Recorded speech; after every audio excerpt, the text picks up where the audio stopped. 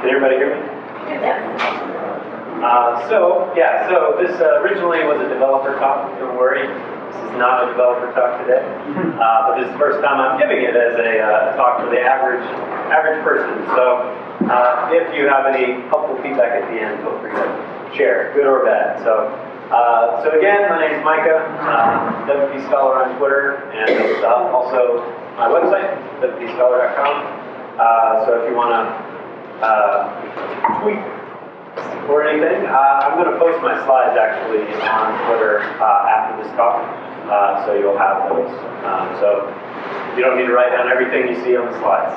So, all right, so we're going to just kind of jump right in. What is caching?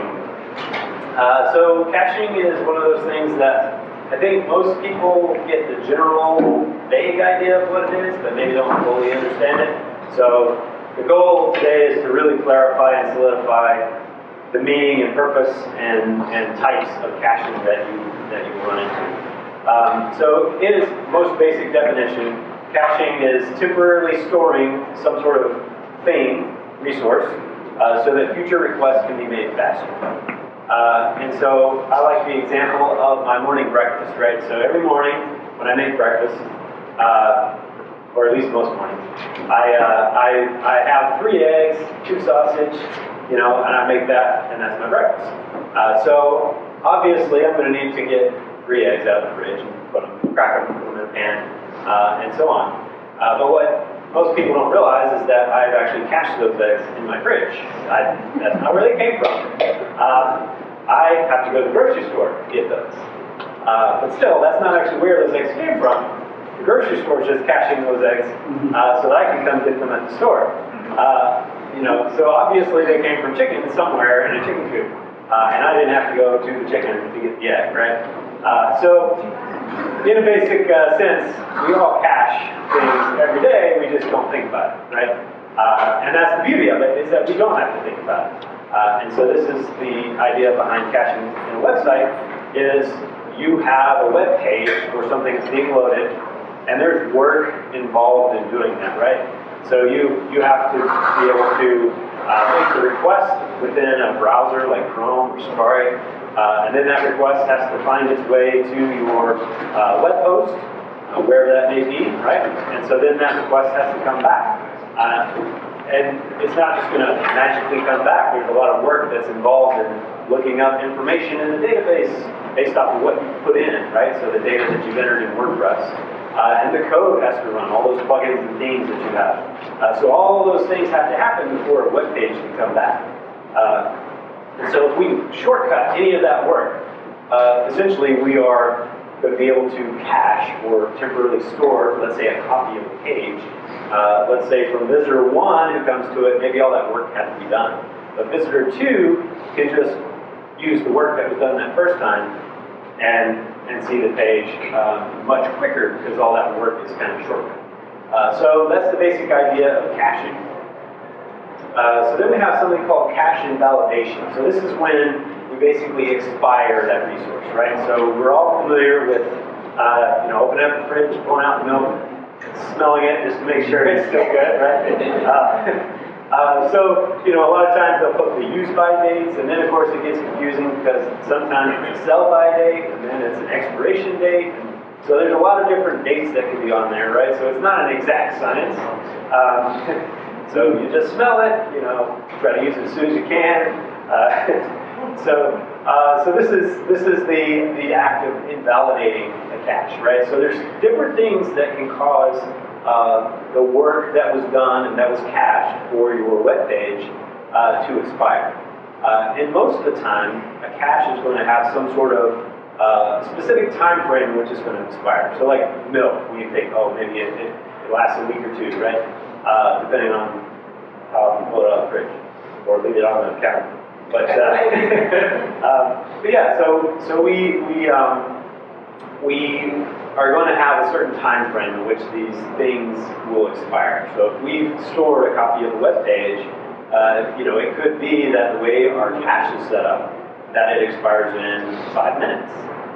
Or it could be that it expires in a day or an hour. So these things can make a difference, not just in how fast your website works, but also how well it works for you as the person creating the content.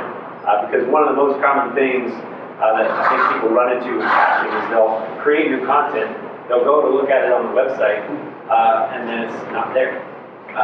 So that's one of those things where the old cached copy is being served, but our new thing that we just published isn't there yet because the cache hasn't expired to do the work to find the thing that you just put in so that you can see it. So we have that. So let's find out why cache, right? So there's some basic reasons why you would want to cache your website. Number one, obvious thing, make it faster, right? So I think everybody associates caching with things being faster. And why is it faster? Because we're shortcutting this work, because we're, storing things in different places besides where our website actually runs from.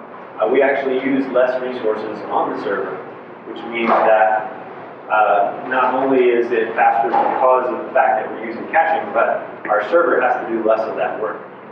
So it can actually do, when it does have to do the work, it can do it faster as well. And then we have search engine optimization. So this is another reason you, in general, want your site to be faster, because that is one of the factors that can come into play. And then, more importantly, is the user experience. We want to make sure that somebody who comes to your website isn't going to have to wait 17 seconds for your website to load before they can do anything, right? As a matter of fact, in e-commerce, I was reading a study, an article the other day. Somebody had done an experiment with their own website, and they basically found that by focusing on performance and reducing the time it takes for their website to load by 2 seconds, they were actually able to double the amount of sales that were happening on their website. So people aren't just going to stick around if your site is slow. 51% of all people in the U.S. said that is a slow website is the number one reason that they will abandon trying to load up a website and go somewhere else. So it's definitely something you want to do. So we're going to look at some of the different types of caching. So most people think of caching as just one thing. There are many different types of caching, and understanding what they are and how they work, and when you've doubled up on them is important. So the first thing we're going to look at is the Content Delivery Network, or CDN. You've probably heard that term thrown around. So basically, CDN is nothing more than a place where you can store files. These are usually things that aren't going to change. These aren't necessarily code per se. These are more likely to be images or things that, files that dictate the layout of your pages, things like this. Those are going to be stored in a third-party location, basically. And so by doing this, we're not making additional requests to our web host for that. But additionally, the CDN is going to take a copy of that and put it in a bunch of different places, potentially all over the entire world. So if I have somebody who wants to go to my website and they happen to live in India, then the CDN is going to say, oh, you live in India, so when we try to load this image, we're going to load it from India instead of the United States. And that way, because again, we're trying to create a copy of that resource in a more convenient location. That's basically what a CDN will do. And again, just like any kind of cache, you can set some rules up that say, images will expire, and just double check with the website and make sure they're still the same. If anything's changed, then use that. So you can set up some rules and things around that as well. Then we have browser cache. So the browser cache is basically when you use Chrome or Safari or whatever your browser is, you load up a website in there. Whether you realize it or not, your browser is taking specific files related to the site that you're visiting, and it's storing them on your hard drive. So that the next time you go to that site, or just a different page of that site, those files are already on your computer you don't have to re-download them from the website. So that's what your browser cache is doing. And browser caching is one of many layers, I guess. So when we do encounter some sort of caching problem, like things that we've changed that aren't showing, we don't have to. It's not just at the website level we're looking at, but also the browser level. So one test you can do to see if it's your browser that's caching something is just try opening up in a different browser, or even on a mobile device or some other device that whenever you're having the trouble on. And sometimes, if that fixes it, it's probably just your browser cache. So then you can go into the browser and say, clear my cache out, and then you'll start to see the new stuff pop up there. So that's storing things on your computer, and it is possible as a website owner to have a caching plugin that will tell the browser how long to keep the thing on your computer as well. So there's kind of two sides to that as well. So then we have object caching. So object caching, I say think data cache, because all of the data that you put into WordPress, this is all being stored in the database, and so the object cache is directly associated with your database and the data that comes out of it. So there's a lot of different types of requests that WordPress makes. And some of those we can shortcut because we made that request recently, right? So let's say a plugin 1 needs to get a certain piece of information. Plugin 2 needs to get the same piece of information. Without any kind of object cache, both plugins may be running and doing the same work to get that information, whereas if you had object caching, maybe it gets done by plugin A, but plugin B can just use what's already there. So all that's happening with this is when WordPress requests information, that specific information is being stored in memory, which is faster than your web server, and so it can make things speed up significantly, particularly in the admin of your WordPress site. So object cache is a great thing. We also have page caching. So this is maybe more what people think of when they think of caching. So this is where you've done all this work, you've generated a web page, and now we can just store a copy of that, and you can see the page load much faster for any subsequent person that goes to the site. So there's a lot of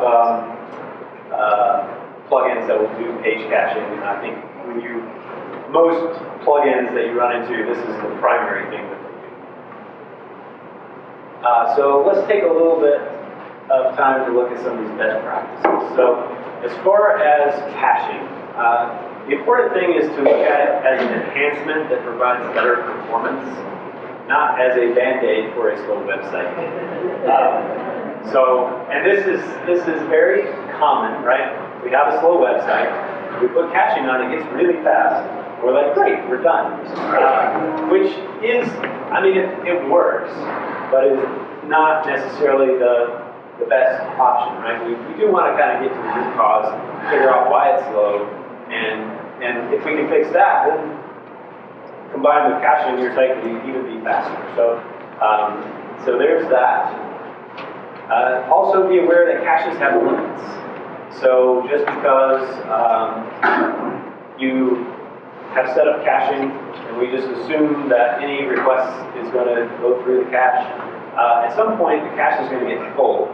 And so in that talk about invalidating things, expiring things, sometimes it's based off of the amount of time that has gone by, but in other cases it's whether or not you've hit the limit. So in some cases, your cache might be clearing more often and doing more work than you would expect because you've hit some sort of a limit. So caching everything under the sun is not necessarily great. But as general people who are not developers, it's good to be aware that there are limits. There are other reasons why some of these expirations are happening. Even though you don't necessarily, unless you know how to code, have that much control over that kind of thing. So another thing to think about is the fact that there's always this balance between having fresh content and having a fast website, and you have to be the one to decide at which point is worth caching or worth not caching. So it could be that we have all these different types of caching, right? And so you may say, like, well, we want all the types of caching, we want everything, and we don't care if data is only updated once a week or once a month on the website, right? So in that case, you're leaning more on the performance side, but in some cases you may say, well, our data changes and we want like real-time data to be showing on our website. We can't cache for more than, let's say, 5 seconds or something, right? So that's the other end of the extreme. So it's good to understand that if your caching, for example, is configured to every hour purge itself, if you create new content and you're not seeing it on the website, are you okay with waiting an hour before that shows up for everybody? So things to consider. So another thing that most people don't think about is the fact that caching can actually be a security issue if it's not properly done. So in other words, let's say we have a store on our website where we're selling something. So we've set up caching, and it's great. We have our page caching, which stores a copy of the web page of every page you go to, and then subsequent visitors see that copy of the web page when they go, right? So it's faster.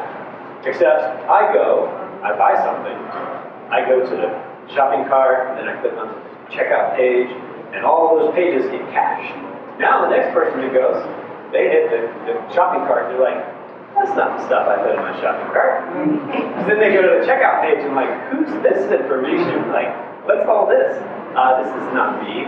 So it's very possible if you don't properly configure it, that you will be taking screens where there's actually personal information and showing it to other people. So it's very important, especially if you do e-commerce or membership sites or anything like that, that you seriously test and make sure that if I go through this checkout process, and then I go into another device and I do that same process as someone else, does it cause problems? So things to test in particular.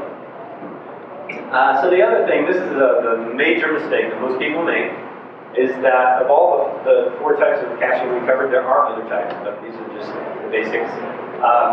So if you use the same type of caching more than once, I guarantee you're going to get weird things happen. Okay. So this is a situation where somebody's like, oh, I went and I purged the entire cache for the entire website because I made this one change, it wasn't showing up, and it's still not there. And a lot of times it's because they don't realize that they have 2 caching plugins, or they have caching plugin and then their web host does caching as well. And so if 2 things are doing the same thing, they're going to start to kind of mess with your mind. So just be aware that you want to make sure that it's okay to run page caching, have a CDN, have an object cache. But if you have a page caching plugin and another plugin that does object caching, but also or handles object caching, but also does page caching, and then you have your web host doing page caching for you, now you're going to run into some issues. So it's perfectly fine to kind of mix and match plugins if you need to, but just be aware. I'm using this plugin for page caching, I'm using this plugin for other purposes, and so on. So there are, unrelated to caching, a few other performance concepts which are good to know about. So one of these is something called minifying.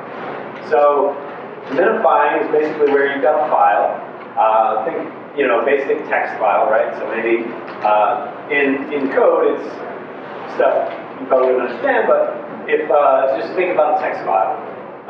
Taking out all the spaces, all the, it's going to become one line because there's no return or enter characters in there.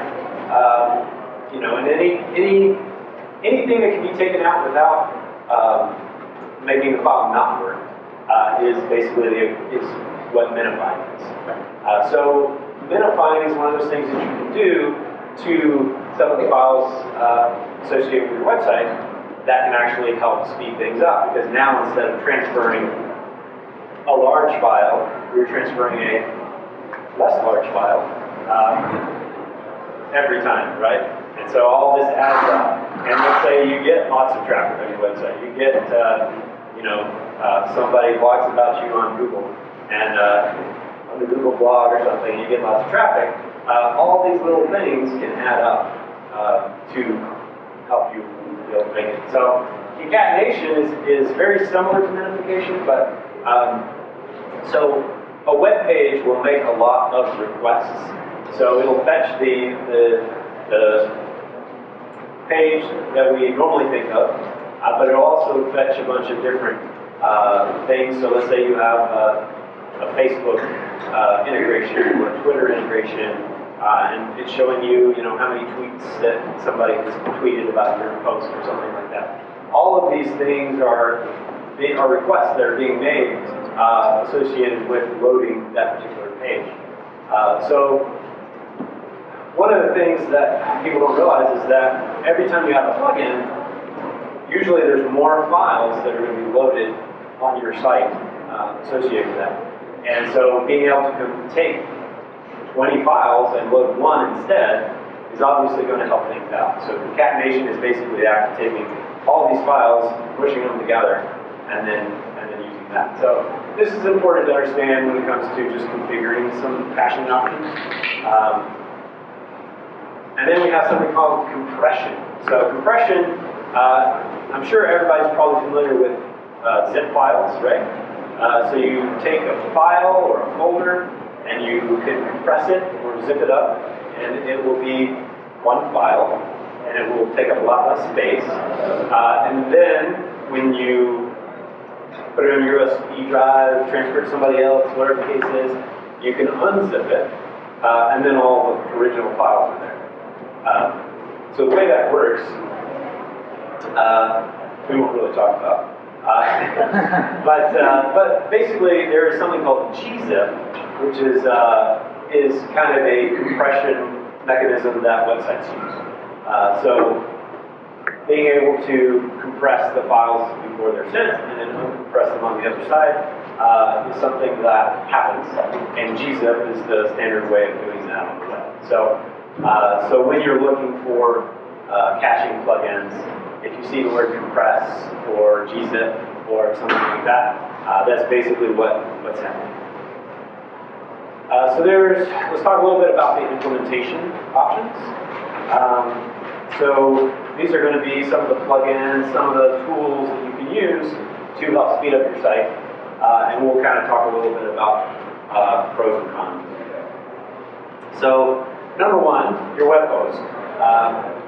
I would say if you don't know today whether or not your web host does caching of any kind, then I suggest you call them and find out what they do and don't do. So some hosts provide object caching, some hosts don't. Some hosts have tools in place to automatically do page caching. Some hosts don't. So it's important that you understand that, because that will help you know which plugins or which options in plugins that you need to turn on or turn off.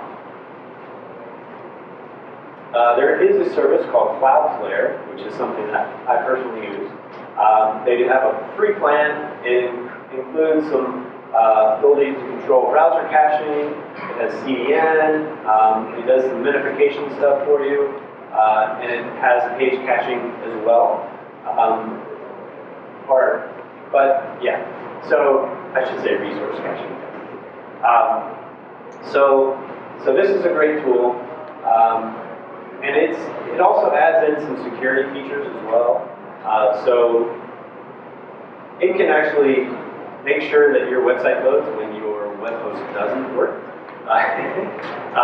So basically, it sits between the user and the website, which is on your web host. So someone comes to your site, all the requests go through CloudFlare. CloudFlare can pick up on situations where there's a lot of people from Russia coming in to do suspicious things, right?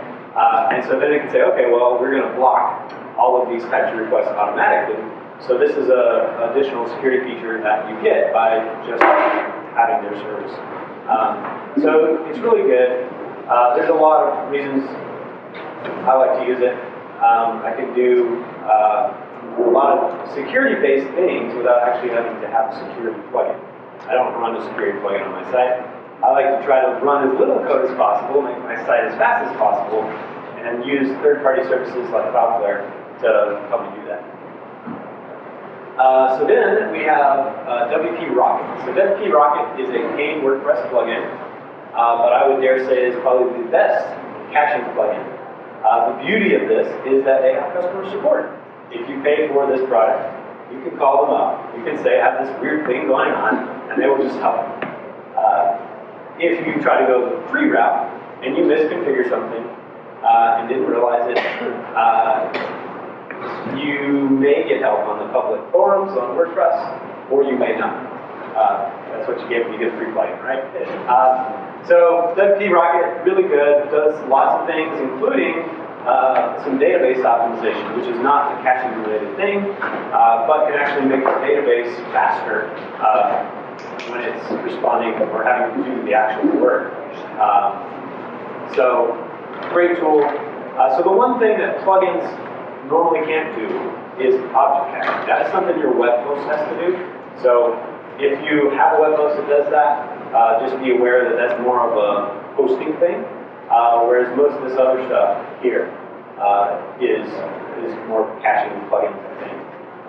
Which is why, as we go through these plugins, you're not going to see anything that says object caching, because plugins can't really do that.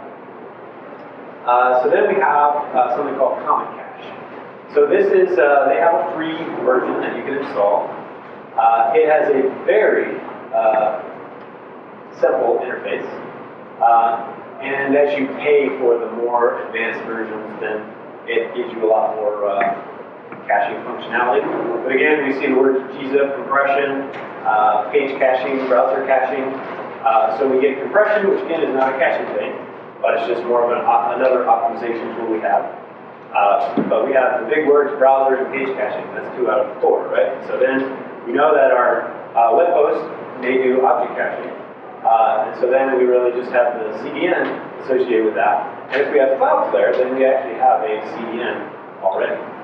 So by combining something like this in CloudFlare, you know, you can get a nice, and your web host, you can get a nice combination of tools to help with your performance.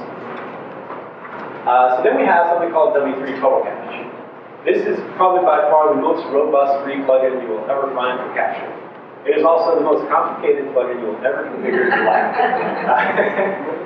So I'm saying this to say, if you have a developer, this is a great plugin. If you're doing it yourself, I would recommend something like WP Rocket or some of these other plugins that are much simpler to use. So this does a lot. This will actually, even if your web host doesn't support object caching, it has a feature built in where it'll sort of do object caching, and it can speed things up. But, so it's really smart plugin, very robust, but also you have to know a lot to configure it correctly. And the number one problem I think most people have with caching, outside of trying to run 2 copies of the same type of cache, is that they don't know how to properly configure it. And so then it just is really confusing because they have to do all these weird steps just to see things they publish or to get things to work right for other people. So then we also have something called Cache Enabler. This is probably by far, as far as options that you have to configure to get it to work, very simple. I don't think you can mess this one up. So it's just a few little checkboxes and whatnot. And it'll do the page caching. It also helps with the 2 other things here. We have minification, gzip compression, whatnot. And it's a totally free plugin. We also have WeOptimized, which is a newer one. It will actually do database optimization as well, like WP Rocket does. And by that, is anybody familiar with hard drive defragmentation or anything like that? It kind of, basically what, when I say database optimization, it's kind of the same thing. So this will do a lot of things. They do have, I believe, the premium version.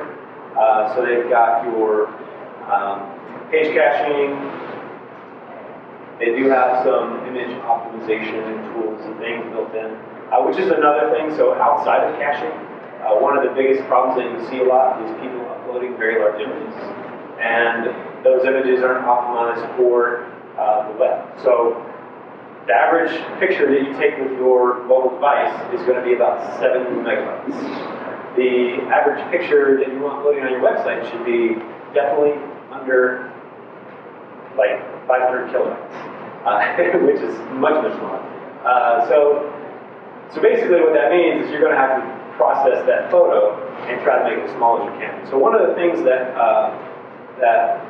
the optimization process does, so I don't know if you realize when you take a picture with your phone, it's actually storing the geolocation where that was taken, the name of the device that you used when you took the picture.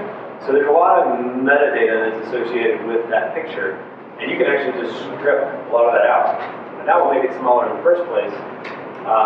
But then there's some other tools out there, like TinyPNG, which are services you can upload an image and it will do its image optimization thing, and you can download the small copy of that, and now you can upload that to your website. But that's a lot of work, right?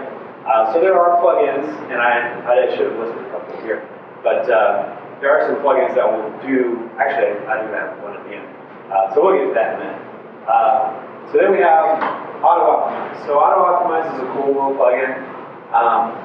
As far as the concatenation of files and things, it does a really good job.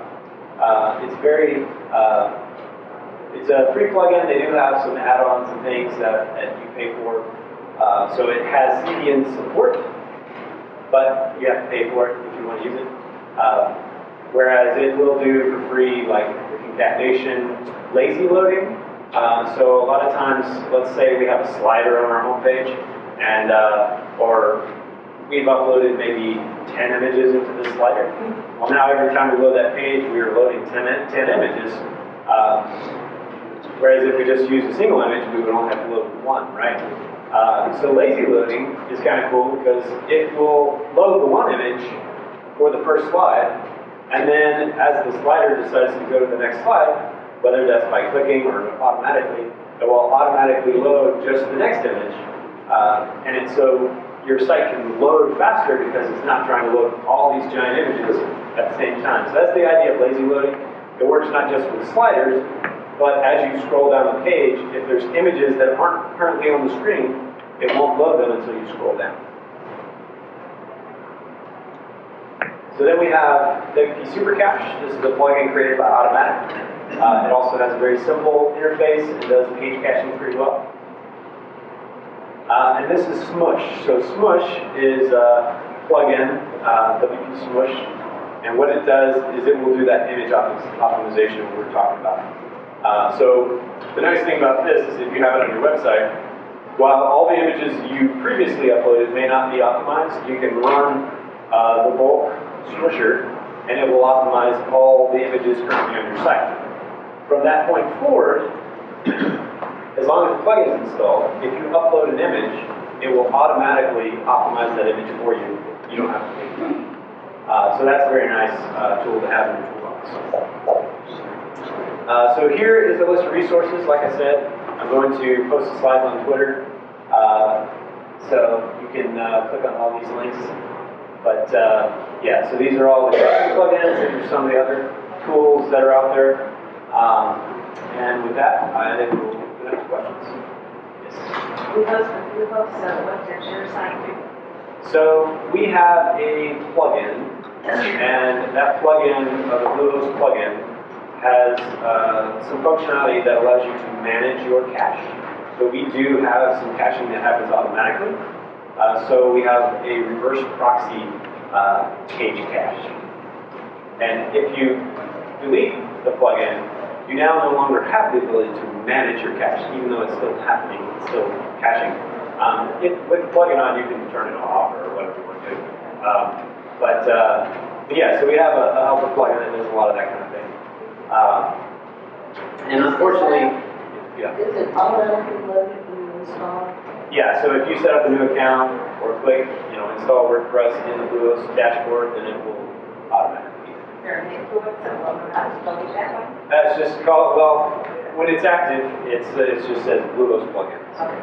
Yeah, so it should have like a little BlueHost logo at the top left of the admin area. Any other questions? Yeah. Boiling this down, if you were building a free site, what would you go? Building Bare minimum. Sorry, building what site? If you're building a free site, bare minimum, what would you go? So again, CloudFlare is free. So there's your CDN. Also, Jetpack has some functionality built into it, which will act as a CDN for your images. So that's another good option for the CDN side of things. For the object caching, I mean, obviously you're going to have to pay for web hosting at some point. So consider that when looking at web hosts. For your page caching, something like a Cache Enabler or Comic Cache are nice free plugins that will do those very well. Be super confusing when you go into the options. And then what was the other one we're missing here? The browser cache. So, and Comic Cache, I think, if I remember correctly, it can handle setting up some of the rules for how long things should be cached in the browser. So, by kind of combining some of those things, those are all good free options that you can use. They're not super complicated, and they'll add a lot of performance boosts and things to your site. Now, beyond the caching, if you have a free website, the Smoosh plugin is free.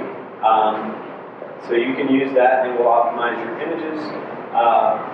And auto-optimize does like a good job with concatenating files and doing some of those other non-cache related things. So that's another good option as well. So yeah, most of these, like I would recommend most of these. I just like to list W312 cache because unless you really know what you're doing, probably shouldn't use it. But yeah, most of these other ones are pretty good options that we have listed. Yes. Okay, more of a generic question. You're probably looking at a lot of people, including myself, who aren't developers.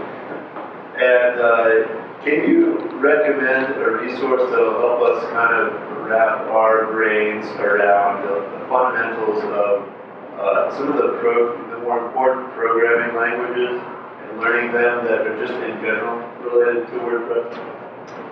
So just getting a general feel for programming languages and like how they relate to different parts of WordPress? Yeah. Is there something that pops out in your mind that's a really good resource for a beginner? In that very specific regard, not that I can think of, although it would be an interesting thing to read. So maybe I'll do that. To help with your question, Greenville County Library, look on their learning center on the website. Yeah. And they've got free window. And it's got a bunch of courses. PHP, JavaScript, those are the things you want to do. Yeah, that's good. Okay. Yeah. So yeah, a lot of the more coding or even basic WordPress stuff. Yeah, lynda.com. If your public library, wherever you happen to live, more than likely you can get free access. As long as you have a library card. All right, thank you. Can I ask a stupid question? Absolutely. Okay. So a stupid question. Is there such a thing, or is it even possible for a third-party outside source to look at a site and determine if there is caching already available? So it's all running on cache? some tool that'll tell you whether you've got caching going. So there is a plugin. So with object caching specifically, that's one of those where it's like, okay, if I'm looking at somebody's site and I'm in their WordPress, but I don't know where it's hosted, they don't either. And I'm like, well, is there object caching? Or if there is it even on? So one of the tools that I like to use to kind of check that is something called Query Monitor. Query Monitor, you can go to the little object cache section, and it'll tell you in red, like, object cache not enabled, or it'll give you a green, we're all good here, thing as well. So for that specifically, yes. For the browser caching and some of those other things, because a lot of that kind of happens behind the scenes, and a lot of the plugins are trying to hide the configuration of that so you don't get overwhelmed. That can be a little bit more difficult.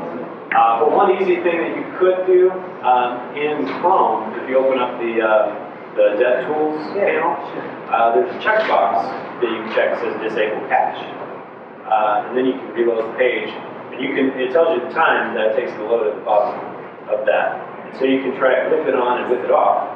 And if it gives you the exact same results or very similar, the numbers are going to change every time to some degree. But if you're consistently getting the same, whether caching is enabled or not, then you probably don't have caching. So, yep. To help with that, maybe mention like GT metrics. Oh yeah, and GT metrics, and there's a few other services that'll tell you things like whether or not you have gzip compression enabled, so there's some external tools that can do some of that as well. So yeah, I think it'd be good to maybe for the next time I do this talk, I will add in a list of easy checks to see if you've got any of this. Because the circumstance you're talking about, you get a client, they don't have it. Right, exactly. Yeah. Just confirm, what all does Query Monitor do? Query Monitor does a lot of things. It is more of a developer tool, but it will tell you, the nice thing about it is it will tell you if you have slow database queries that are happening. So in other words, you install a plugin that has some weird request that it's making for data and doing it in a way that's not at all performant. That would let you know about that. And it does a lot of things. It analyzes all of the code that runs behind the scenes from all of your plugins and your theme, and it'll tell you if it'll let you kind of browse around what all is going on and help you identify things that are taking longer than they should. So. And most of them kind of be like, call the developer if issues show up. Yeah, probably. Or like with the slow queries, for example, you say, oh, well, this query is really slow. It'll tell you what plugin it's associated with, and so you might consider get rid of that plugin or try to use a different plugin that does the same thing. So, yes? I'm just trying to remember because I haven't used it in a long time. Isn't there a Google tool that will just give you a basic, this is the speed of your site? Yes, so Google has a tool called Page Speed Metrics, or Insights, I'm sorry. Page Speed Insights. And so, I think it's just pagespeedinsights.com or something like that. Hey, you can Google it. It'll take you there. But yeah, you can actually just put in your URL without doing any installation of anything or having to know where the dev tools are. In Chrome, they actually built all that same functionality with page speed metrics into the browser, and you can run different types of tests, not just for performance, but accessibility and all these different things directly in the browser. But Page Speed Insights will just let you type in the URL, hit enter. It'll analyze your website's performance on desktop and mobile, and it'll give you back results, and it will give you a prioritized list. These are the things you should address first because they are making your site the slowest. And so you can kind of start top down, work through it, and as you expand out the explanation, you can get a little bit more detail about maybe what steps you need to do to address it. Any other questions? All right. Well, that's my contact info. Like I said, on my WP Scholar on Twitter, I'll post the slides up when I leave the room. And if you have any other questions, I'll be around. More than happy to chat or look at a website, maybe actually help you set up caching if you need it. And other than that, thanks for coming.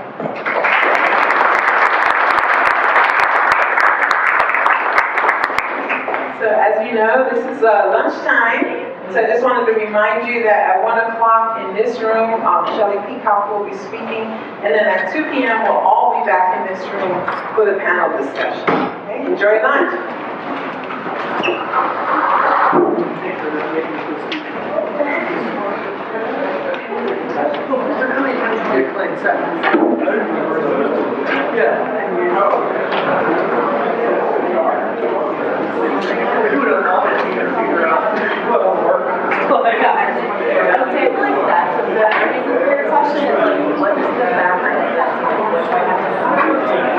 How much to charge these schools?